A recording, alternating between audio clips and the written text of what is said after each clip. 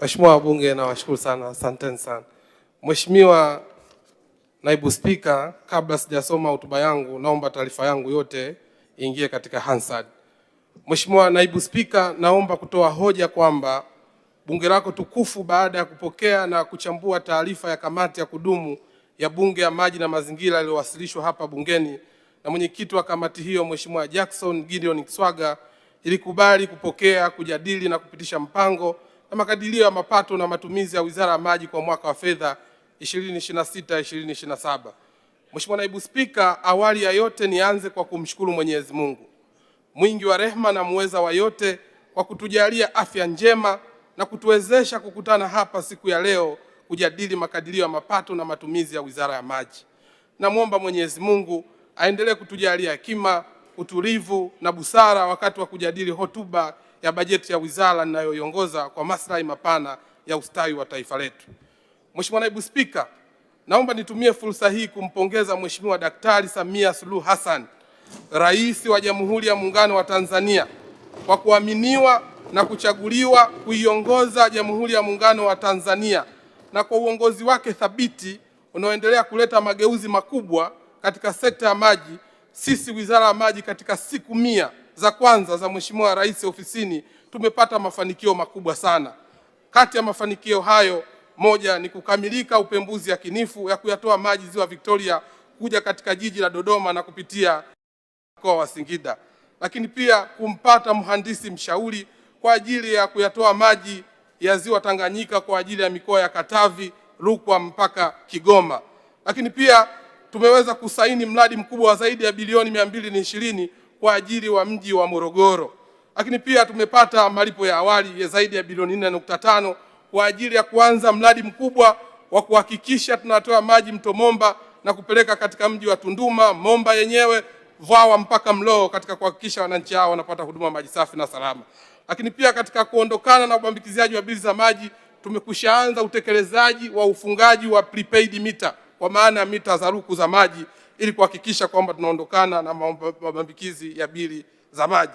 Mheshimiwa Naibu Spika, nitumie nafasi hii pia kumpongeza Mheshimiwa Balozi Dr. Emmanuel Nchimbi, Makamu wa Rais wa Jamhuri ya Muungano wa Tanzania, kwa kazi kubwa anayoifanya ya kumsaidia Mheshimiwa Rais katika kutimiza majukumu yake.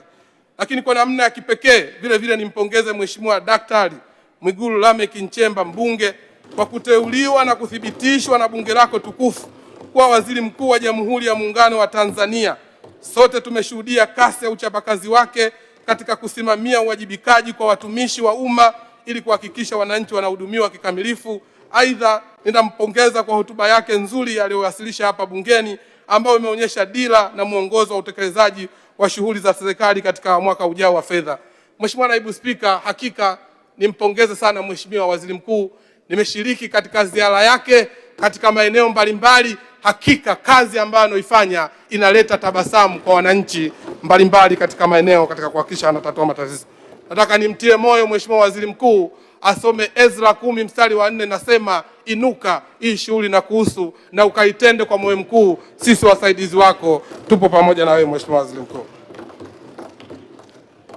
Mheshimiwa Naibu Spika, naomba pia nitoe pongezi binafsi kwa Mheshimiwa Musa Azan Zungu, mbunge, Spika wa Bunge la Jamhuri ya Muungano wa Tanzania, wewe mwenyewe binafsi Mheshimiwa Daniel Bara Nsiro, mbunge, Naibu Spika, pamoja na wenye viti wa Bunge Mheshimiwa Deodatus Philip Mwanyika, Mheshimiwa Najma Multaza Giga, pamoja na Mheshimiwa Cecilia Daniel Pareso kwa kazi kubwa na nzuri ya kuliongoza Bunge. Lakini kwa namna ya kipekee nimpongeze Mheshimiwa Spika, Mheshimiwa, kwa kazi nzuri ambayo anaifanya, na amefika yeye binafsi uandani kukagua kazi mbalimbali za maji, ikiwemo uchimbaji wa visima na kushiriki siku ya maji duniani. Tunamshukuru sana kwa uongozi wake unaogusa jamii. Lakini Mheshimiwa Naibu Spika, nawe tukupongeze sana leo kwa usimamizi wa bajeti yetu. Nataka nikuhakikishie kwamba wanababati vijijini hatutawasahau katika kuhakikisha wanapata huduma maji safi na salama. Mheshimiwa Spika, ninapenda kwa dhati kuishukuru kamati ya kudumu ya Bunge ya Maji na Mazingira kwa ushirikiano, ushauri, maoni na maelekezo iliyotoa wakati nilipowasilisha kwenye kamati ya taarifa ya utekelezaji wa bajeti kwa mwaka 2025-26 na makadirio ya mapato na matumizi ya Wizara ya Maji kwa mwaka 2026-27. Ninaomba kuliarifu bunge lako tukufu kwamba Maoni, ushauri na mapendekezo yaliyotolewa na kamati pamoja na waheshimiwa wabunge yamezingatiwa katika bajeti hii. Mheshimiwa Naibu Spika, tumepata bahati ya kuwa na kamati yenye watu rahimu sana, watu wema sana na watu wenye maono sana. Ninaomba nihakikishie kamati kama kuwa sisi Wizara ya Maji tunajivunia sana kamati yetu, na kwa maelekezo yao tunazidi kuimarika na katika kuhakikisha Watanzania wanapata huduma maji safi na salama. Mheshimiwa Naibu Spika, aidha nitumie fursa hii kwa dhati ya moyo wangu kumpongeza Mheshimiwa Mhandisi Kundo Andrea Mathew, Naibu Waziri wa Maji. Hakika Mheshimiwa Naibu Waziri wa Maji, kwangu huyu ni naibu waziri hodari, jasiri, mahiri, mchapakazi ambaye asiyechoka, ambaye anayefanya kazi muda wote. Nataka niwaambie wana Bariadi wamezaa kilichochema, wamlinde, wamtunze kwa ajili ya mafanikio kwa wananchi wa Babati na kwa ajili ya manufaa katika nchi yetu ya Tanzania. Lakini kwa namna ya kipekee, Mheshimiwa Naibu Spika, wakati unasifia chakula, lazima kuna watu watakao ambao wameungua vidole kule jikoni katika kuhakikisha kwamba chakula kinakuwa kizuri. Nitumie nafasi hii kumpongeza Katibu Mkuu wetu wa Wizara ya Maji, Injinia Mwajuma Juma Waziri, kwa kazi kubwa na nzuri anayoifanya katika kuhakikisha Watanzania wanapata huduma ya maji. Huyu kwetu Katibu Mkuu wa Wizara ya Maji, moja ya sifa ambayo inamtambulisha ni mchapakazi mahiri, ni malkia wa nguvu katika sekta yetu ya maji, akishirikiana kwa karibu kabisa na Bi Rose Zakaria Ambrose, Naibu Katibu Mkuu wa Wizara yetu ya Maji, mama mchungaji, kwa ushirikiano mkubwa ambao wanaoifanya kulisaidia katika kuhakikisha Watanzania wanapata huduma ya maji safi na salama. Lakini kwa namna ya kipekee ni shukuru management ya Wizara yetu ya Maji, wakurugenzi wote, viongozi wa taasisi, wakuu wa vitengo, pamoja na watendaji wote katika Wizara yetu ya Maji kwa kazi kubwa na nzuri wanaoifanya katika kuleta mageuzi kuhakikisha wananchi wa Tanzania wanapata huduma ya maji safi na salama. Mheshimiwa Naibu Spika, wizara yangu ilipokea kwa masikitiko makubwa taarifa ya vifo vya Mheshimiwa Jenista Joakim Mhagama aliyekuwa mbunge wa jimbo la Peramiho, Mheshimiwa Halima Idi Nasro aliyekuwa mbunge wa viti maalum, na Mheshimiwa William Vangimembe Lukuvi aliyekuwa mbunge wa Isimani na waziri wa nchi, ofisi ya waziri mkuu, sera, bunge, uratibu na wenye ulemavu. Vile vile Wizara ya Maji pamoja na taasisi zake imepata misiba mbalimbali ya watumishi wake. Hivyo ninatoa pole kwako, bunge lako tukufu, Wizara ya Maji, familia za marehemu na ndugu na wananchi kufuatia vifo hivyo. Mwenyezi Mungu azilaze roho za marehemu mahala pema peponi. Amin. Mheshimiwa Naibu Spika, maandalizi ya hotuba ya bajeti ya Wizara ya Maji yamezingatia Dira ya Taifa ya Maendeleo 2050, Mpango wa 4 wa Taifa wa Maendeleo wa miaka mitano 2026-2031, Mpango wa Taifa wa Maendeleo wa mwaka 2026-2027, Ilani ya Uchaguzi ya Chama cha Mapinduzi 2025-2030, hotuba ya Mheshimiwa Rais ya kuzindua Bunge la 13, pamoja na sera, sheria, kanuni, mikakati na miongozo ya kitaifa na kimataifa, sambamba na maoni na ushauri wa waheshimiwa wabunge. Kwa kuzingatia msingi huo, hotuba hii ina maeneo 9 yafuatayo: utangulizi, hali ya sekta ya maji nchini, mapitio ya utekelezaji wa bajeti ya mwaka 2025-2026, mafanikio ya utekelezaji wa programu ya maendeleo ya sekta ya maji, changamoto na hatua zilizochukuliwa, vipaumbele na mwelekeo wa sekta ya maji, mpango na bajeti kwa mwaka 2026-2027. Shukrani na maombi ya fedha. Mheshimiwa Naibu Spika, leo ni bajeti ya Wizara ya Maji. Sina mashaka kwa namna waheshimiwa wabunge walivyopendeza, na hakika wamekunywa na kuoga maji leo, siku ya leo, kabla ya kuja katika bunge. Kupitia mapitio ya utekelezaji wa mpango na bajeti kwa mwaka 2025-2026, upatikanaji wa fedha. Mheshimiwa Naibu Spika, katika mwaka wa fedha 2025-2026, Wizara ya Maji kupitia fungu namba 49 ilidhinishiwa jumla ya shilingi bilioni 898 milioni 276 laki 453,000. Kati ya fedha hizo shilingi bilioni 73 milioni 779 laki 579,000 zilitengwa kwa ajili ya matumizi ya kawaida na shilingi bilioni 824 milioni 496 laki 874,000 kwa ajili ya miradi ya maendeleo. Hadi mwezi Aprili 2026, wizara imepokea shilingi bilioni 748 milioni 606 laki 770,239.75 sawa na asilimia 83.3 ya bajeti iliyoidhinishwa. Kati ya fedha zilizopokelewa shilingi bilioni 688 milioni 895 laki 116 laki 5553.44 ni kwa ajili ya kutekeleza miradi ya maendeleo. na shilingi bilioni 59,711,686.31 ni kwa ajili ya matumizi ya kawaida. Utekelezaji wa programu na miradi ya maendeleo. Mheshimiwa Naibu Spika, katika mwaka 2025/26 utekelezaji wa programu na miradi ya sekta ya maji ulijikita katika maeneo makuu manne ambayo ni usimamizi na uendelezaji wa rasilimali za maji, huduma za ubora wa maji, huduma za maji safi na usafi wa mazingira vijijini na mijini, pamoja na utekelezaji wa miradi ya kimkakati. Usimamizi wa rasilimali za maji. Mheshimiwa Naibu Spika, hadi kufikia mwezi Aprili 2026, shughuli za usimamizi wa rasilimali za maji zimehusisha kujenga na kukarabati vituo 256 vya kufuatilia mwenendo wa rasilimali za maji, kutoa vibali 306 vya matumizi ya maji, vibali 40 kwa ujenzi wa mabwawa ya Sopesumu, vibali 3 kwa ujenzi wa mabwawa ya maji, vibali 1177 vya kuchimba visima, vibali 247 vya kutiririsha maji taka, leseni 24 za utafiti, leseni 120 za wachimbaji na leseni 62 za kampuni za uchimbaji visima, kutatua migogoro 15 ya matumizi ya maji, kusajili mabwawa 8 ya Topesumu, kusajili mabwawa 6, kupanda miti zaidi ya milioni 6 kwenye vyanzo vya maji, kujenga mabilika 55 ya kunyeshewa mifugo, pamoja na kuweka mipaka katika vyanzo vya maji 359. Mheshimiwa Naibu Spika, uendelezaji wa rasilimali za maji. Mheshimiwa Naibu Spika, wizara imeendelea kuwekeza katika miundombinu himilivu inayoweza kukabiliana na athari za mabadiliko ya tabia nchi kwa kujenga miundombinu ya uvunaji maji ya mvua ikiwemo mabwawa ili kuimarisha mifumo ya udhibiti wa mafuriko na ukame. Zifuatazo ni baadhi ya kazi za uendelezaji wa rasilimali za maji zinazofanyika. Ujenzi wa bwawa la Kidunda kwa gharama ya shilingi bilioni 329.47 kwa ajili ya kuboresha huduma ya maji kwa ajili ya jiji la Dar es Salaam, mkoa wa Pwani na Morogoro, ambapo utekelezaji umefika 47%. Mheshimiwa Naibu Spika, Waswahili husema kula uhondo kwa taka matendo. Ukisoma taarifa ya mkoloni ya mwaka 1954, bwawa la Kidunda linatajwa kuwa ndio mwarobaini wa shida ya maji katika mkoa wa Dar es Salaam. Taarifa la Shirika la Kilimo na Chakula ya mwaka 1961, bwawa la Kidunda linatajwa. Taarifa la Shirika la Maendeleo la Ufaransa ya mwaka 1962, taarifa ya Shirika la Maendeleo ya Japani ya mwaka 1964 na taarifa ya Shirika la Norway 2005 zote zimethibitisha umuhimu wa bwawa la Kidunda. Usanifu ulipokamilika mwaka 2014, bado ujenzi wake haukuanza. Nataka niwaambie waheshimiwa wabunge, kuingia Rais Daktari Samia Suluhu Hassan leo, bwawa lile ambalo lilikuwa kwenye makaratasi, Daktari Samia Suluhu Hassan amefanya uthubutu mkubwa, leo analijenga kwa fedha za ndani zaidi ya bilioni 329. Daktari Samia Suluhu Hassan apewe maua yake.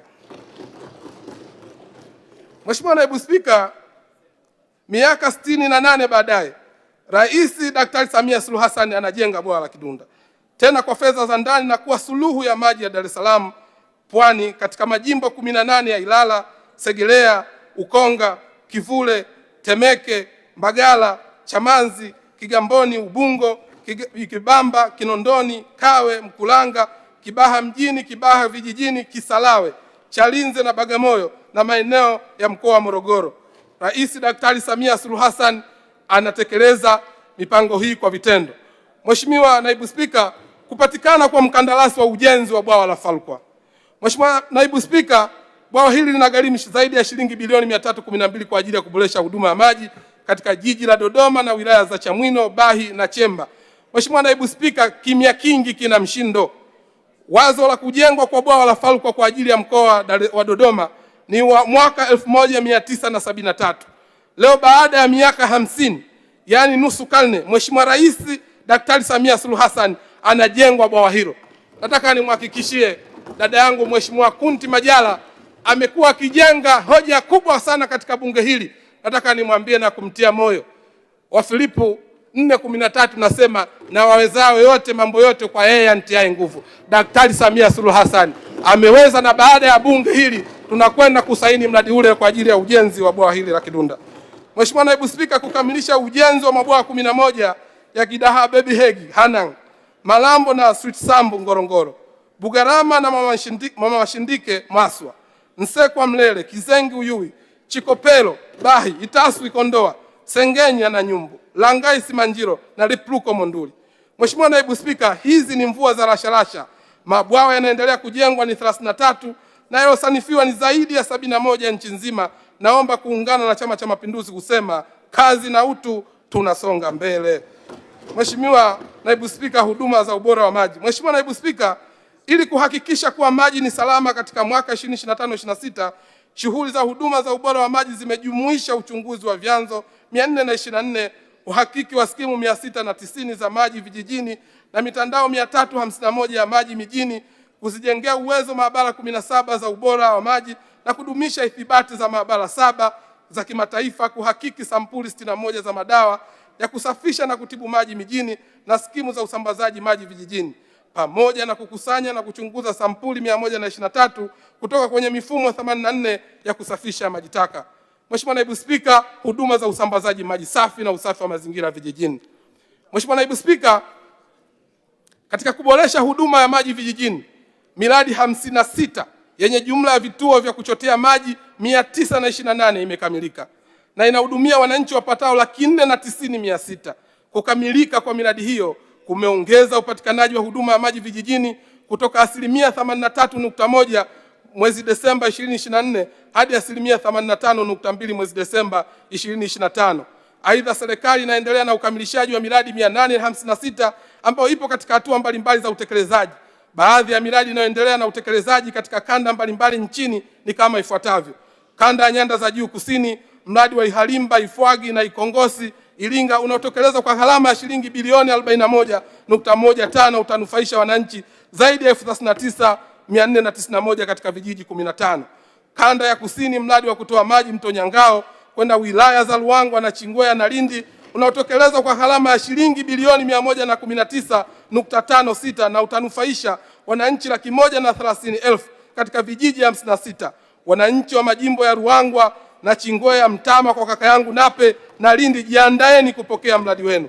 Mheshimiwa Naibu Spika, kanda ya Kaskazini, kuendelea kwa utekelezaji wa mradi wa maji Mkinga Horohoro Tanga kwa gharama ya shilingi bilioni 35.9 utakaonufaisha wananchi zaidi ya 74,795 katika vijiji 37, na mradi wa Dambia Haidom Mbulu unaogharimu zaidi ya shilingi bilioni 1.21 utakaonufaisha wananchi zaidi ya 133,737 katika vijiji 21. Vile vile mradi wa upanduzi wa mtandao wa maji kutoka jiji la Arusha kwenda Nanja wilayani Monduli unaotekelezwa kwa gharama ya zaidi ya bilioni 20.32 utakaonufaisha wananchi zaidi ya 34,000 katika vijiji 13. Lakini pia mradi wa Migeli kule Ngorongoro ambao tutausimamia kuhakikisha wananchi hawa wanapata huduma maji safi na salama. Katika kanda ya Mashariki, mradi wa Diburuma Songe unatekelezwa katika wilaya ya Kilindi, Mvomero na Gairo kwa shilingi zaidi ya bilioni 22.96 utakaonufaisha wananchi 75,224 katika vijiji 30.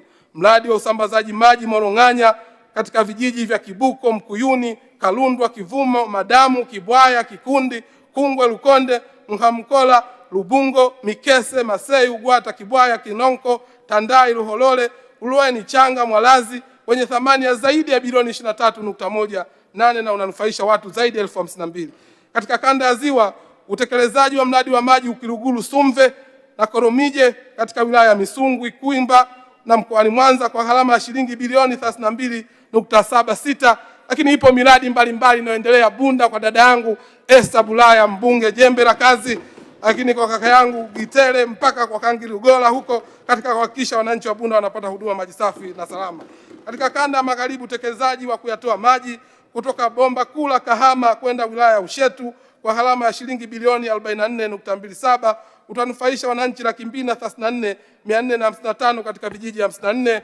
Kanda ya Kati, ujenzi wa mradi wa maji wa Pwaga, Mungui, Maswala na Itende wilayani Mpwapwa kwenye thamani ya zaidi ya shilingi bilioni 4,303,281 na unahudumia watu zaidi ya 13,536. Mheshimiwa Naibu Spika, naomba niseme hawa ni wakandarasi wa ndani na hizi ni fedha za ndani ambazo zimetolewa na Rais Daktari Samia Suluhu Hassan. Mheshimiwa wabunge, Mheshimiwa Rais Daktari Samia Suluhu Hassan anaweka tabasamu kwa hawa wananchi. Mheshimiwa Rais apewe maua yake. Mheshimiwa Naibu Spika, miradi ya vijijini sasa inaunganisha vijiji vingi kwa pamoja, yani mini grids, Naamini kila mbunge hapa ametokea kijijini. Hata kama umezaliwa hospitali ya Mnazi Mmoja Dar es Salaam, bado una uhusiano wa kijiji fulani. Hivyo miradi ya maji vijijini inatuhusu sote, kwa kuwa kidole kimoja hakivunji chawa. Twendeni pamoja kumaliza shida ya maji vijijini. Mheshimiwa Naibu Spika, katika kuhakikisha huduma za maji vijijini zinakuwa endelevu, wizara imeendelea kuvisajili, kuvijengea uwezo na kuviunganisha vyombo vya watumiaji maji ngazi ya jamii, yani CBUSOs, kwenye mifumo rasmi ya usimamizi wa mapato. Hadi Aprili 2026, jumla ya CBUSO 918 zilisajiliwa na zimeajiri wataalamu 6728. Hii inathibitisha kuwa maji ni ajira. Aidha, CBUSO 914 zimeunganishwa na mfumo wa GEPG, hatua inayoongeza uwazi na nidhamu kwenye matumizi ya fedha ili kuhakikisha uendelevu wa miradi hiyo. Ndio maana CBUSO wanasema maji majumbani, fedha benki. Mheshimiwa Naibu Spika, niwaelekeze RUWASA na CBUSOs kuimarisha huduma za maji. Sio CBUSO imejengewa mradi wa zaidi ya bilioni na maduhuli na kusanya, alafu watu wanakosa huduma ya maji kwa sababu ya luku imeisha au kipuli cha pampu kimekufa. CBUSO zina wafundi na zina fedha, huduma za maji ziwe endelevu na wananchi waendelee kupata huduma ya maji safi na salama. Mheshimiwa Naibu Spika, huduma za maji na usafi wa mazingira mijini. Mheshimiwa Naibu Spika, hali ya huduma ya maji mijini imeendelea kuimarika kupitia utekelezaji wa miradi 226 iliyopangwa mwaka 2025-26 hadi Aprili 2026. Miradi 12 imekamilika na miradi 214 ipo katika hatua mbalimbali za utekelezaji. Kati ya miradi hiyo 16 imefikia zaidi ya 95% na inatoa huduma. Kukamilika kwa miradi hiyo kumeongeza upatikanaji wa huduma ya maji mijini kutoka 91.6 mwezi Desemba 2024 hadi 92.5 mwezi Desemba 2025. Mheshimiwa Naibu Spika, baadhi ya miradi inayoendelea kutekelezwa maeneo ya mijini ni kama ifuatavyo. Kwa mkoa wa Dar es Salaam, Mheshimiwa Naibu Spika, jiji la Dar es Salaam na mkoa wa Pwani hutegemea chanzo cha maji cha mto Ruvu kwa 87%. Hata hivyo, mto huo hukumbwa na ukame kutokana na athari za mabadiliko ya tabia nchi, hususan katika kipindi cha kiangazi. Hatua za muda mrefu za kutatua changamoto hiyo ni ujenzi wa bwawa la Kidunda litakalowezesha mto Ruvu kuwa na uhakika wa maji ya kutosha kipindi chote cha kiangazi, na hatua za muda mfupi ni uchimbaji wa visima 17 vimekamilika. Maeneo yanayonufaika ni katika jimbo la Ilala, jimbo la Segerea, jimbo la Chamazi, jimbo la Kivule, jimbo la Bagamoyo na jimbo la Kibaha. Nataka nimtoe hofu dada yangu Agnesta, baada ya bunge nitafanya ziara maalum katika mkoa wa Dar es Salaam pamoja na maeneo ya Kibamba kwa Mheshimiwa mbunge Mzungu, dada yangu Angela Kairuki, katika kuhakikisha wananchi hao wanapata huduma ya maji safi na salama. Aidha, kazi mbalimbali za kuimarisha huduma ya maji zinaendelea za kuboresha huduma ya maji katika maeneo ya Mbezi Luis, Mbezi Msakuzi, Msumi, King'ong'o, Golani, Salanga, Ukombozi, Kisukulu, Msumi, Golani, Msakuzi na Mpiji Magohe. Vile vile wizara inaendelea na ujenzi wa mradi wa usambazaji maji katika maeneo yaliyo nje ya mtandao, yani off grid, katika manispaa za Kigamboni na Ilala, pamoja na kuendeleza kuboresha huduma ya maji katika maeneo ya kata ya Kinyerezi kupitia mradi wa Bangulo, tenki la maji la Bangulo unaogharimu zaidi ya bilioni 22.1 na umefikia 98% na utanufaisha wananchi zaidi ya 215,380. Mheshimiwa Naibu Spika, naomba kuongea na wananchi wa jiji la Dar es Salaam. Kwa hali iliyotokea mto Ruvu kukauka mwezi Novemba mpaka Desemba 25, tunaijua na inatuhuzunisha sana. Tumefanya uchambuzi wa kina na tumeweza kuchukua hatua, na moja ya kimkakati katika hali hii haitokei tena ni kuhakikisha mradi wa Kidunda unakamilika kwa wakati. Tulikuwa na changamoto ya zaidi ya bilioni 24. Mheshimiwa Rais Daktari Samia Suluhu Hassan ametoa fedha zote zaidi ya bilioni 24 kuhakikisha mradi ule unaendelea kwa kasi. Nataka nimtoe hofu kaka yangu Talimba, kazi inaonekana, na niwaombe wabunge wa mkoa wa Dar es Salaam na Pwani, baada ya bunge kuona ni kuamini, twendeni mkaone kazi kubwa ambayo inafanywa na Rais Daktari Samia Suluhu Hassan. Hapa nataka niwaambie DAWASA hawana kisingizio kwa sasa. Ukienda katika mto Ruvu sasa hivi maji ya kutosha. Walikuwa wanahitaji pampu, Rais Daktari Samia Suluhu Hassan ametoa zaidi ya bilioni 8 kuwasaidia DAWASA wapate pampu 4, au wapate pampu wa zaidi ya bilioni 8 kuhakikisha wana Dar es Salaam wanapata huduma ya maji safi na salama. Nataka niwaambie DAWASA, wana Dar es Salaam, wana Pwani wanataka huduma ya maji safi na salama. Twendeni tukahakikishie kwamba tunawapatia huduma hiyo. hatuna kisingizio chochote, na mimi baada hii ya bunge nitafika mwenyewe kuhakikisha tunapushi wananchi wa Dar es Salaam waweze kupata huduma ya maji safi na salama. Jiji la Dodoma, Mheshimiwa Naibu Spika, kabla ya serikali kuhamia Dodoma, mahitaji ya maji katika jiji la Dodoma ilikuwa lita milioni 48. Uzalishaji wa mamlaka yetu ya maji ilikuwa lita zaidi ya milioni 61. Nini maana yake? Tulikuwa na maji mengi kuliko mahitaji. Lakini baada ya serikali kuhamia Dodoma, leo mahitaji ya maji katika jiji la Dodoma ni zaidi ya lita milioni 150. Mahitaji yamekuwa makubwa, ingawa uzalishaji wetu leo tuna zaidi ya lita milioni 88. Hapa tuna upungufu. Lakini kuna kazi ambayo inaendelea kupitia mamlaka yetu ya maji DUWASA, zaidi ya bilioni 51 ambao ni maji ya mradi wa maji Nzuguni phase 2, Nala phase 2, Zuzu Kisaswa, Njedengwa, mradi wa kuboresha maji chuo kikuu cha Dodoma, hospitali ya Benjamin Mkapa na mradi wa maji katika mji wa serikali. Kukamilika kwa miradi hiyo kutaongeza uzalishaji wa maji kutoka lita milioni 88 kwa siku hadi lita milioni 127 na kupunguza mgao wa maji maeneo ya Mkonze, Miganga, Chidachi, Michese, Kinyambwa extension, Zuzu, Nala, Mkuhungu, Ilazo, Makole, Ipagala, Swaswa, Mpamaa, Kisasa, Iyumbu, Njedengwa, Ihumwa mpaka kule Mtumba. Mheshimiwa Naibu Spika, katika jiji la Mwanza serikali imekamilisha mradi wa Butimba kwa awamu ya kwanza, ambapo kazi iliyofanyika ni ujenzi wa chanzo na kituo cha kutibu maji chenye ukarabati wa upanuzi na chanzo wa kituo cha kutibu maji cha Capri Point. Mradi huu utaongeza uzalishaji maji kwa lita milioni 54 na kufanya uzalishaji kufikia lita milioni 144 kwa siku. Kazi zingine muhimu inaendelea kufanywa ni ujenzi wa matenki matano yenye uwezo wa ujumla ya lita milioni 31 katika maeneo ya Buhongwa, Kisesa, Kishiri, Nyamazobe na Usagara. Vile mradi wa kuboresha huduma ya maji safi katika maeneo ya Kisesa, Busweru na Luchelele unaogharimu shilingi bilioni 4.6 umefikia 98% na utanufaisha wananchi 80,000. Aidha, mradi wa maji katika maeneo ya Buhongwa, Kishiri na Kisesa na Usagara unagharimu euro milioni 18.49 umefikia 46% na utanufaisha wananchi 450,000. Mheshimiwa mbunge wa Nyamagana na Mheshimiwa mbunge wa Ilemela, nataka niwatie moyo, baada ya ziki sio ziki, baada ya ziki ni faraja, na faraja yenu ni Rais Daktari Samia Suluhu Hassan. Kwa hiyo wananchi wa Mkolani, wananchi wa Nyegezi, wananchi wa Buhonga, wananchi wa Ishiri, Igoma, Sahawa, Nyamhongolo, Kisesa, Usagara, Fela mpaka kule Nyashishi, Luchelele mpaka Bujola, nataka kuhakikishia miradi hii kukamilika kwake, wananchi wa jiji la Mwanza wataendelea kupata huduma maji safi na salama.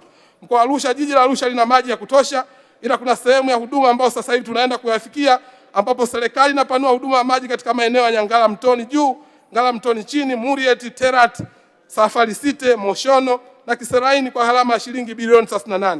Vile utekelezaji wa mradi wa gharama shilingi ya kuboresha huduma ya maji safi katika mji wa Mererani unaogharimu shahidi ya bilioni 4.4 utakaonufaisha wananchi 57,000 na mradi wa Sinya na Manga wilayani Longido unagharimu shilingi bilioni 13.5 utakaonufaisha wananchi 37,000 unaoendelea. Katika mkoa wa Simiyu, mradi wa kukabiliana na athari za mabadiliko ya tabia nchi katika mkoa wa Simiyu utakaonufaisha wananchi wilaya za Bariadi, Busega na Itilima pamoja na vijiji 103 vilivyoko pembezoni mwa bomba kuu la maji wenye thamani ya zaidi ya shilingi bilioni 440 na utanufaisha watu zaidi ya 495,000. Kwa kuwa safari moja huanzisha nyingine, nataka niwahakikishie wananchi wa Maswa pamoja na Meatu na maeneo mengine, tutakwenda katika fezi zingine kuhakikisha wananchi hao wanapata huduma ya maji safi na salama. Huu ni mradi mkubwa na fedha hizi zimetafutwa na Rais Daktari Samia Suluhu Hassan. Sisi viongozi nikishirikiana na naibu waziri tutausimamia na kufuatilia kuhakikisha mradi huu unakamilika, wana Meatu na Maswa nao waweze kupata huduma ya maji safi na salama. Katika mkoa wa Songwe, utekelezaji wa mradi wa upanuzi wa mtandao wa maji ya kutoa maji kutoka mto Momba hadi kuhakikisha maji yanakwenda katika mji wa Tunduma, Vomlo, advance payment kama nilivyoeleza zaidi ya bilioni 4.5 zimekishatolewa na Mheshimiwa Rais Daktari Samia Suluhu Hassan katika kuhakikisha wananchi hawa wa Momba, Tunduma, Vomlo wanapata huduma ya maji safi na salama. Mheshimiwa Naibu Spika, miji 28. Utekelezaji wa mradi wa miji 28 wa gharama ya shilingi trilioni 1.58 upo katika hatua mbalimbali. Serikali ya Rais Daktari Samia Suluhu Hassan inapeleka tabasamu katika miji ya Handeni, Korogwe, Muheza, Pangani, Kilwa Masoko, Ifakara, Rujewa, Chunya, Njombe, Makambako, Wanging'ombe, Kiomboi, Singida, Manyoni, Mugumu, Chemba, Chamwino, Kasulu, Mpanda, Sikonge, Urambo kwa Mama Sita, Kaliua, Karagwe, Chato, Geita, Tarime mpaka Songea. Kutoka Mwanza hadi Sikonge ni zaidi ya kilomita 400, lakini kupitia mradi wa miji 28 umbali sio hoja. Sikonge leo wanakunywa maji ya Ziwa Victoria. Waheshimiwa wabunge wa majimbo haya, kama kuna zawadi ya kumpatia Rais Daktari Samia Suluhu Hassan kwa kazi kubwa anayoifanya, basi ni kuendelea kumwombea dua Mheshimiwa Rais apewe maua yake. Mheshimiwa Naibu Spika, ninapenda kutoa maelekezo kwa mamlaka za maji na kwa RUWASA kwa miradi yote mikubwa inayohudumia maeneo makubwa, watu wa kwanza kunufaika wawe wanaoishi karibu na chanzo wanaopitiwa na bomba kuu. Mheshimiwa Naibu Spika, tumeshuhudia baadhi ya maeneo nakuta mradi unajengwa mkubwa katika chanzo, lakini wale wanaishi katika eneo lile hawapati huduma maji safi na salama. Nataka niwaambie watendaji wa mamlaka zetu za maji kwamba unapokuwa karibu na waridi unapaswa unukie. Watu wa kwanza wanatakiwa wale ambao wenye chanzo katika kuhakikisha wanapata huduma maji safi na salama. Mheshimiwa Naibu Spika, huduma ya maji safi na usafi wa mazingira, yani maji taka. Mheshimiwa Naibu Spika, maji ni uhai na usafi wa mazingira ni ustaarabu. Kwa kuzingatia hilo, serikali imeendelea kuimarisha huduma za usafi wa mazingira mijini kwa kupanua miundombinu wa maji taka na kuimarisha huduma za uondoshaji maji taka kwa magari maalum ili kudhibiti umwagaji holela, kulinda afya ya jamii, vyanzo vya maji na mazingira. Hadi Aprili 2026, urefu wa mtandao wa maji taka umeongezeka kutoka kilomita 1513 hadi 1598 na maunganisho ya wateja kuongezeka kutoka 60,173 hadi 61,313 ili kufanya huduma ya usafi wa mazingira kuwa sehemu muhimu ya maendeleo ya miji. Serikali inaendelea kutekeleza miradi 26 ikiwemo mtambo wa kuchakata maji taka Mbezi Beach, Dar es Salaam wenye thamani ya zaidi ya bilioni 70.7 na mabwawa ya kutibu maji taka katika mji wa Babati yenye thamani ya zaidi ya bilioni 6.9. Mheshimiwa Naibu Spika, sarafu ina pande mbili. Hivyo kuanzia sasa kila kwenye mradi mkubwa wa maji utakuwa na sehemu ya usafi wa mazingira, yani maji taka. Maelezo ya kina kuhusu programu na mradi inayotekelezwa yanapatikana katika ukurasa wa 12 mpaka 95 wa kitabu cha hotuba. Mheshimiwa Naibu Spika, mafanikio ya utekelezaji wa programu ya maendeleo ya sekta maji.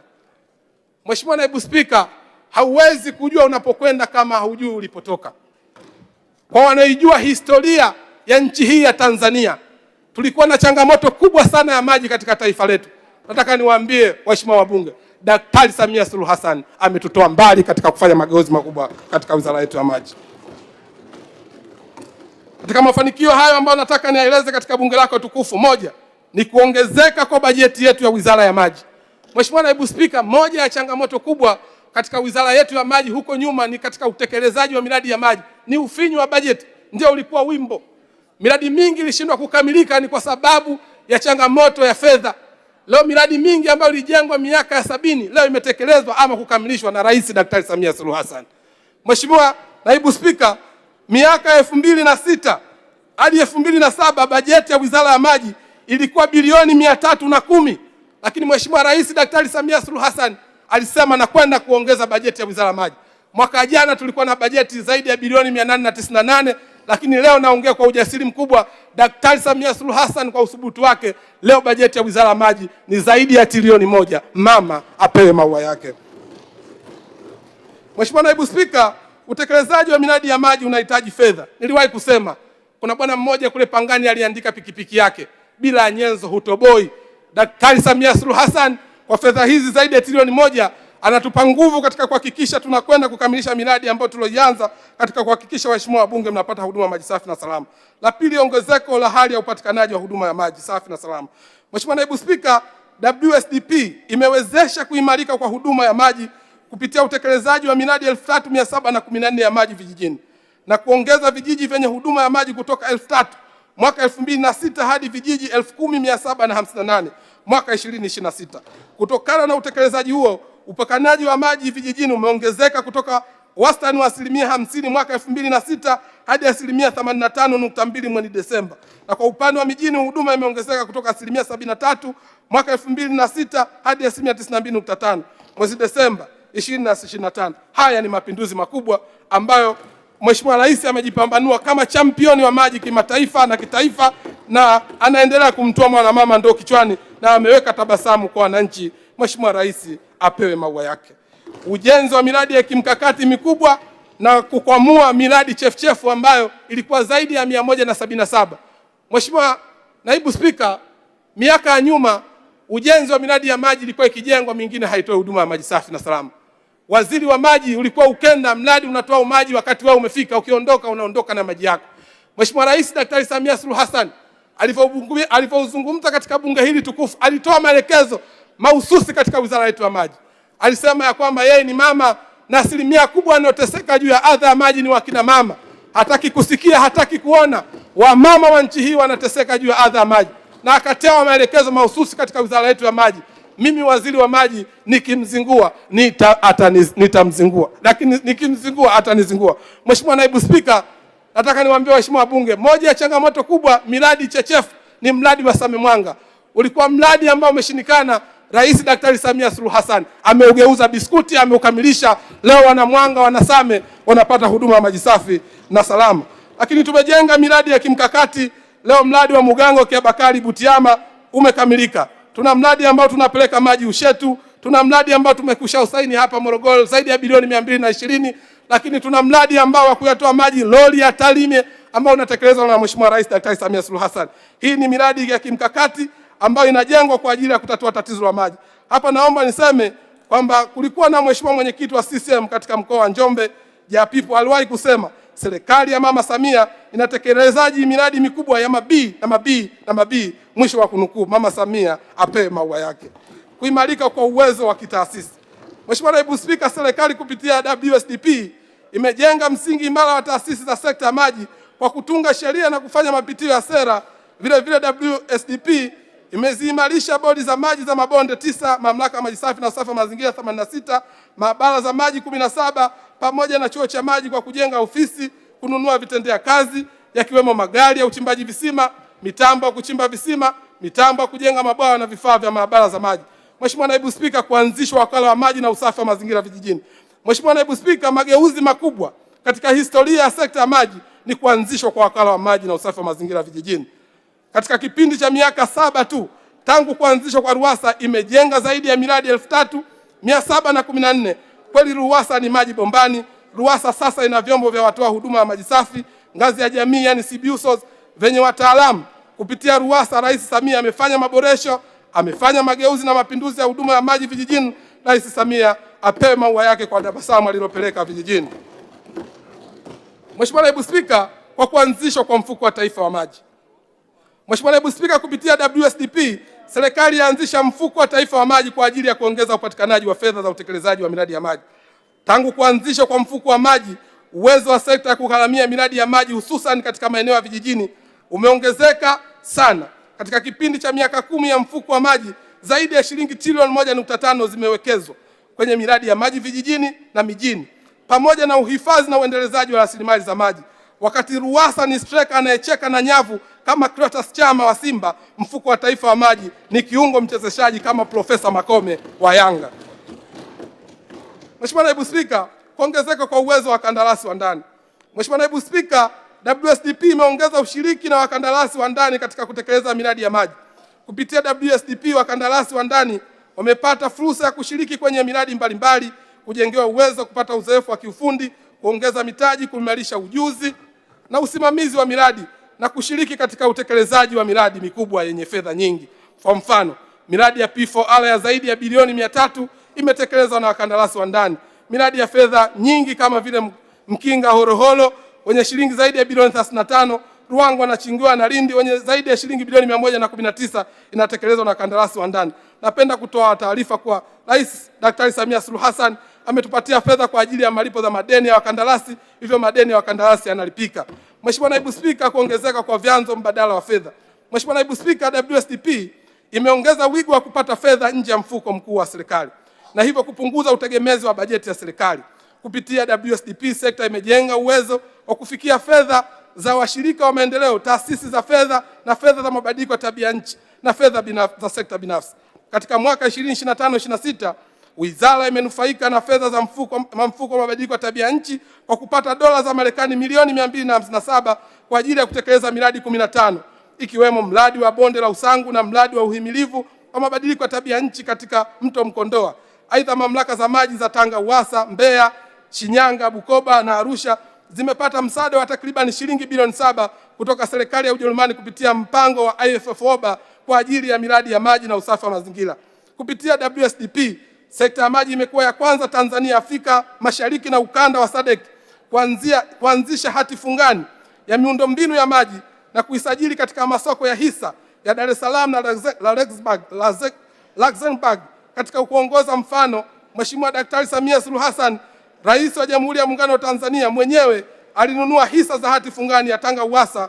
Mheshimiwa Rais Daktari Samia Suluhu Hassan, kuongoza ni kuonyesha nia, hapa ametuonyesha njia katika kuhakikisha kwamba tunakuwa na chanzo mbadala.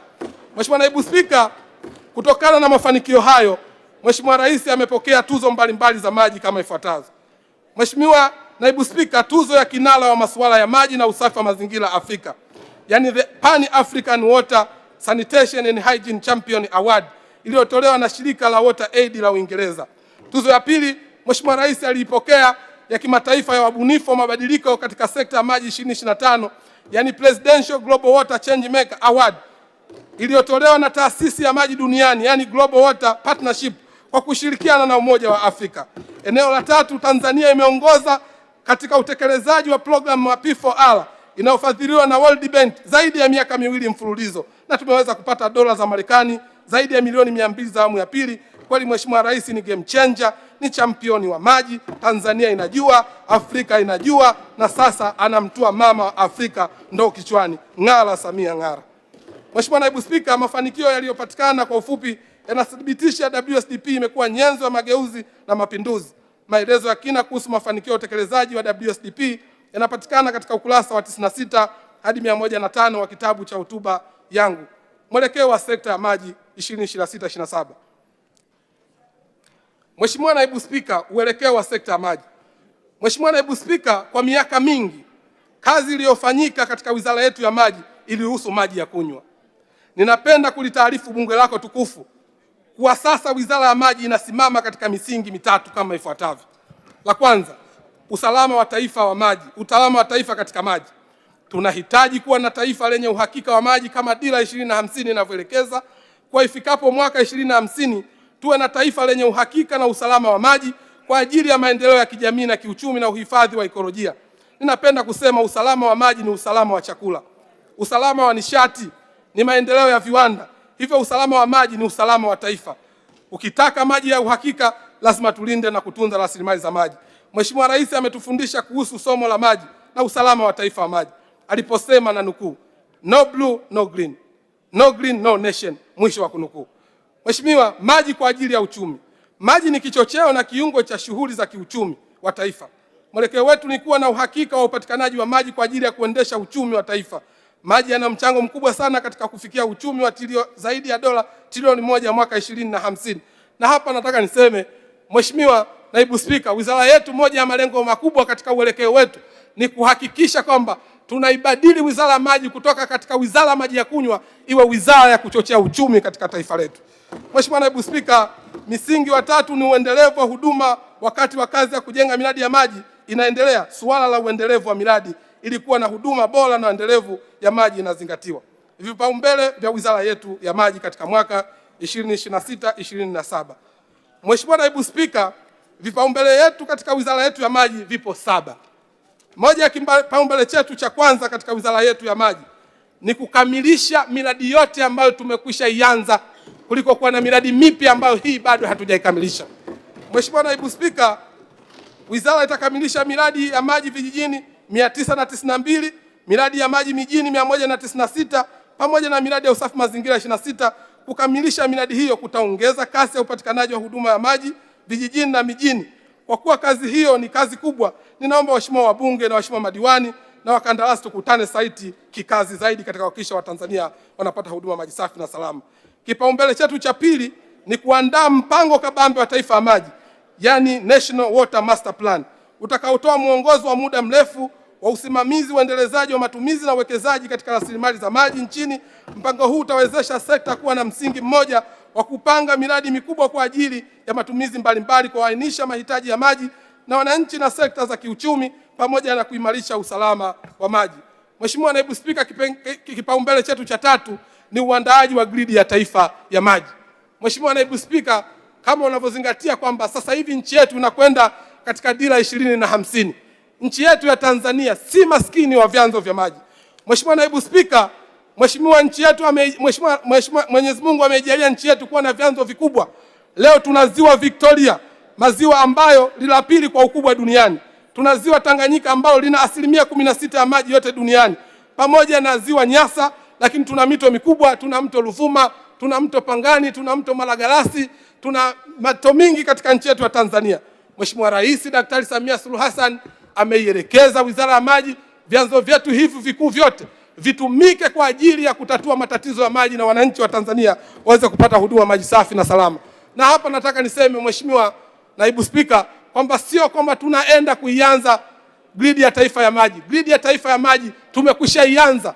Wakati Wizara ya Uchukuzi leo inasema ina SGR ya kutoa reli kutoka Dar es Salaam mpaka Dodoma, Wizara ya Maji ina SGR ya maji ya kuyatoa maji ziwa Victoria. Leo yamefika Tabora, tumepewa maelekezo maji yafike mpaka katika jiji la Dodoma kufikia katika mji wa Singida.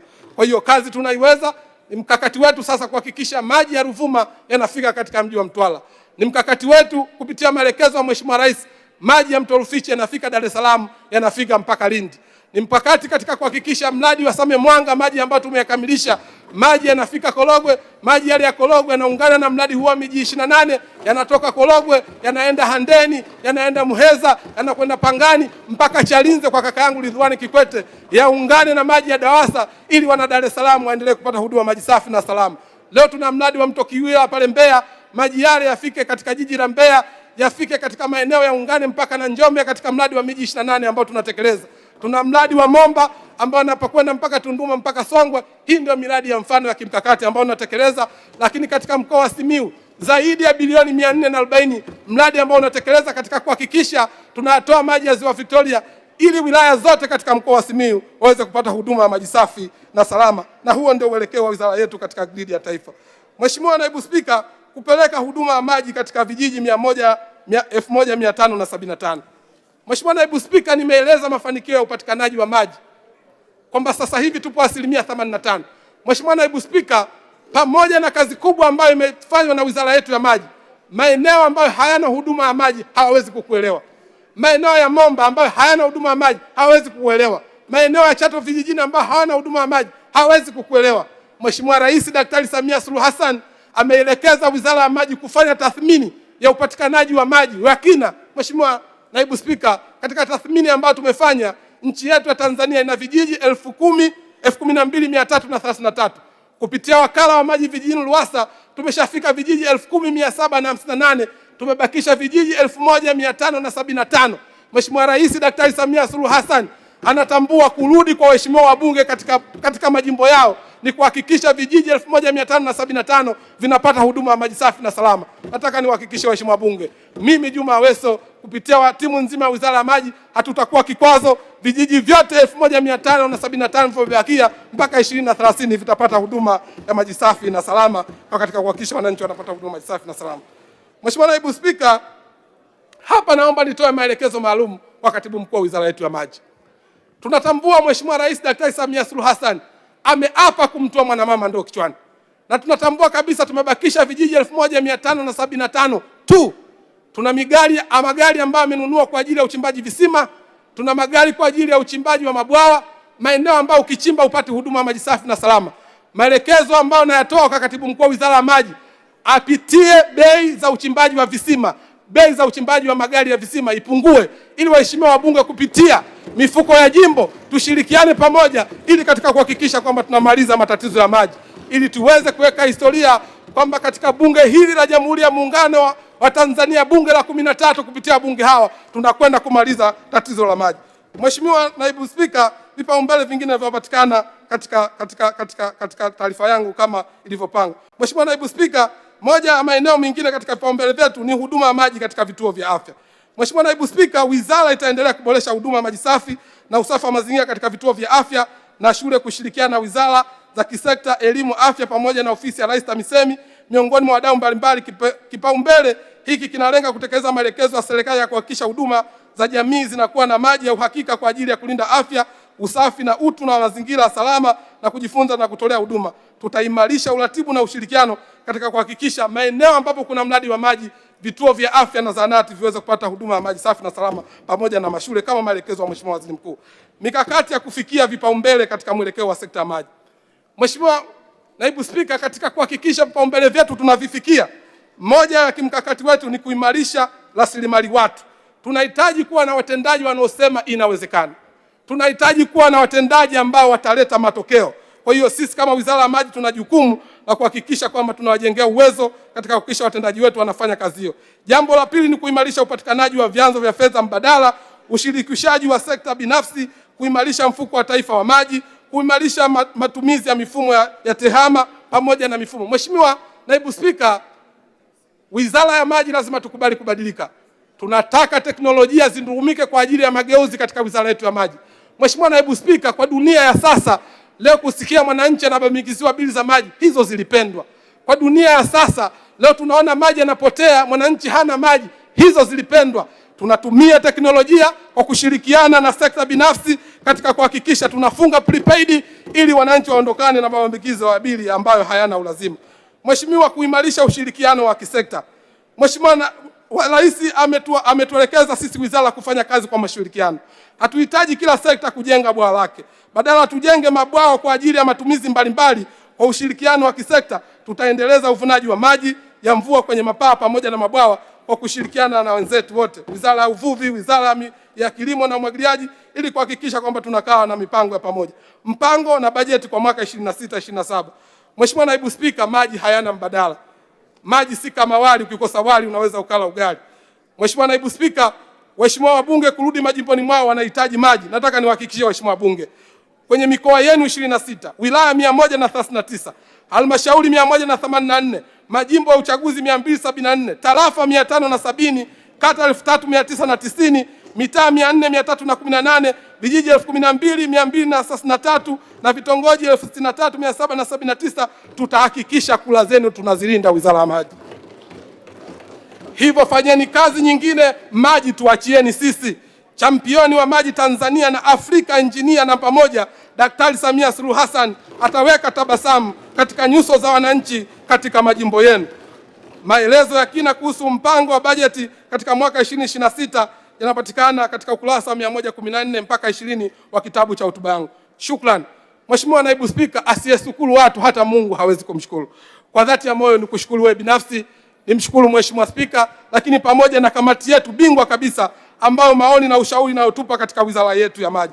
Lakini kwa namna ya kipekee niwashukuru sana waheshimiwa wabunge kwa maoni yenu na ushauri katika kuhakikisha Wizara ya Maji tunakwenda kukamilisha na kuhakikisha Watanzania wanapata huduma ya maji safi na salama kama alivyoelekeza Mheshimiwa Rais. Lakini kwa namna ya kipekee nizishukuru nchi rafiki, washirika wa maendeleo na mashirika ya misaada ya kimataifa pamoja na sekta binafsi kwa ushirikiano katika serikali hii ya awamu ya 6. Lakini kwa namna vingine niwashukuru viongozi wa dini kwa maombi na sala ambao wanaliombea amani taifa letu. Lakini kwa kushirikiana na Wizara ya Maji katika kuhakikisha tunatatua tatizo la maji. Lakini kwa namna ya kipekee pia na kwa umuhimu ninaomba kuwashukuru wakandarasi, wataalamu wa shauri, wazabuni wanaoshiriki na Wizara ya Maji katika kushirikiana na malengo yaliyowekwa yanafikiwa. Nichukue nafasi hii kuwajulisha kuwa serikali inafarijika kwa kazi nzuri inayofanyika na inaendelea kuhakikisha madai ya kazi zinazotekelezwa yanaendelea kulipwa kwa wakati, na nawasihi tuendeleze kushirikiana kwa wale wenye changamoto tusiluane na wizara. Mheshimiwa Naibu Spika, ukimwona kobe juu ya mti amepandishwa hapandi mwenyewe. Ukiona mafanikio ya Wizara ya Maji, hakika watendaji wa Wizara ya Maji wanafanya kazi kubwa, wanafanya kazi nzuri. Asanteni sana watendaji wa Wizara ya Maji. Niwashukuru watendaji wote mpaka madereva, masekretari na dereva wangu Richard Msei pamoja na katibu wangu Gibson George Bayona katika kuhakikisha kwamba tunahakikisha Watanzania wanapata huduma maji safi na salama. Mwisho nishukuru familia yangu. Mheshimiwa Naibu Spika, kama ningeulizwa na waheshimiwa wabunge katika uwekezaji wa kwako binafsi upi unaufurahia, basi katika uwekezaji binafsi na ufurahia ni wake zangu wapenzi Zainab Abdalaisa na Kausari Francis Kalimu.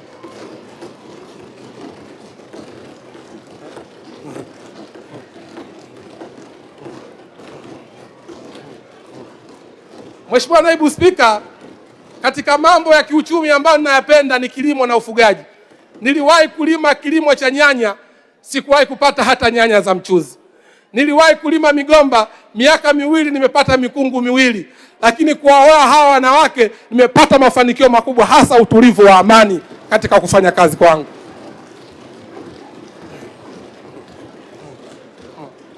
Nataka niwaambie, tuna maisha hapa duniani na tuna maisha ya ahera. Hata nikenda ahera nitaendelea kuwachagua wao.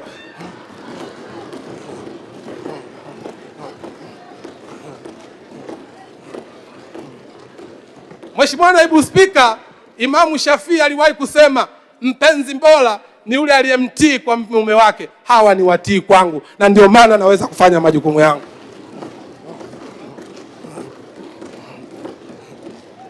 Mheshimiwa Naibu Spika, kwa dhati ya moyo nisiache kutoa shukrani kwa mama yangu mzazi kipenzi, Mama Lishe Jasiri, Malkia wa nguvu, ambaye mzee wangu aliondoka lakini alisimama imara kuhakikisha nasoma. Leo nimefika hapa nilipofika. Mama Fatuma ambao unawakilisha mama lishe wote wa Tanzania. Asante sana mama. Maandiko yanasema unapotembea na kuzuru usinipite Mwokozi. Sitokupita, sitokuacha mama yangu mzazi Fatuma Omar Masaka. Lakini kwa namna ya kipekee Mheshimiwa Naibu Spika, pamoja na kazi nzuri anayoifanya, lakini wapo walezi wanaotulea. Kwa dhati ya moyo nimshukuru kaka yangu kipenzi Rajabu Abdurrahmani, mwenyekiti wa mkoa wa Tanga wa Chama cha Mapinduzi na mjumbe wa kamati kuu kwa kunilea vizuri. Nimetoka shule, amenisimamia, nimekuwa mbunge, nimekuwa naibu waziri, nimekuwa waziri. Malipo wema unalipo kwa wema. Kaka, Mungu atakulipa wema kwa Watanzania kwa kazi nzuri ambayo unaifanya. Lakini nimshukuru mwenyekiti wangu wa Chama cha Mapinduzi wilaya ya Pangani, Dula Abdurrahmani Dula Bonge, kwa kazi nzuri ambayo anaifanya katika wilaya yetu ya Pangani. Nasema asante sana. Wananchi wangu wa jimbo la Pangani, mmenilea, mmenitunza. Nataka niwaambie, sina Marekani nyingine. Marekani yangu ni Pangani. Nitafanya kazi kwa uaminifu, nitafanya kazi kwa uadilifu, moja kulisaidia jimbo langu na kumsaidia rais wangu Daktari Samia Suluhu Hassan. Namuomba Mwenyezi Mungu nisibadilike. Ukiaminiwa, aminika. Nitaendelea kuhakikisha nafanya kazi kubwa ili waheshimiwa wabunge na taifa liendelee kuhakikisha kwamba nalisaidia kuhakikisha wananchi wanapata huduma maji safi na salama. Mwisho, Mheshimiwa Naibu Spika, naomba niwalizie. Mheshimiwa Rais Daktari Samia Suluhu Hassan alipozindua bunge la 13 alisema, naomba ninukuu: namuomba Mwenyezi Mungu kuwa mwisho wa utumishi wa awamu ya 6 usipimwe tu kwa vitu vitakavyoachwa, bali pia kwa tabasamu la utu litakaloachwa kwenye nyuso za Watanzania. Mwisho wa kunukuu. Nataka nimtie moyo Mheshimiwa Rais Daktari Samia Suluhu Hassan. Kwa kuzingatia kauli hiyo, mimi Juma Hamidu Aweso pamoja na timu nzima ya Wizara ya Maji, naibu waziri, katibu mkuu na naibu katibu mkuu na watendaji wote wa Wizara ya Maji, hatutokuwa kikwazo kwa Watanzania waishio mijini na vijijini kuweza kupata huduma maji safi na salama. Na hapa nataka nielekeze kwa watendaji wetu wote wa Wizara ya Maji, Watanzania waishio mijini na vijijini hawataki bla bla maneno, wanataka maji. Twendeni tukafanye kazi. Faraja ya mhandisi wa maji, watu wapate maji. Faraja ya waziri wa maji, watu wapate maji. Nataka niwe waziri wa maji, sitaki niwe waziri wa ukame.